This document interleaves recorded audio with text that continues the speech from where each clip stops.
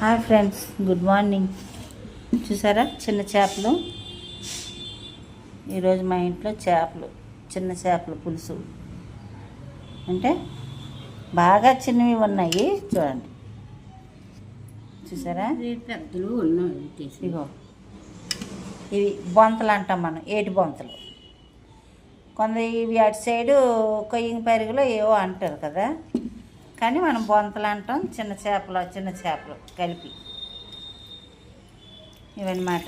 ఇవి తాలింపు పెట్టి పులుసు పోసుకొని పులుసు మరిగాక కూడా వేసి వండుకోవచ్చు. లేదంటే ఉప్పు, కారం, పసుపు, తెల్లుపాయలు, అల్లం తెల్లుల్లి పేస్ట్, పచ్చిమిర్చి, టమాటా పళ్ళు. మా వదిన గారు చింతపండు పులుసు పోసింది. ఇలాగ అన్నీ కలుపుకొని అయినా సరే, మసాలాలు అన్నీ వేసుకొని కలుపుకొని డైరెక్ట్గా పెట్టేసుకోవచ్చు. మాంసం ఉడక చెడిపోద్ది, చేప ఉడికి చెడిపోద్ది అంటారు పెద్దలు. అన్నీ కలిపి పెట్టుకుని టేస్ట్ కూడా భలే ఉంటుంది. చూసారా? అనగా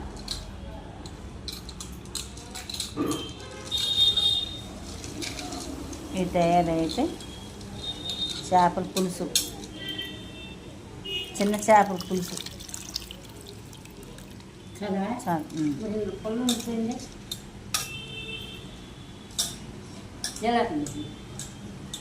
బాయ్ ఫ్రెండ్స్.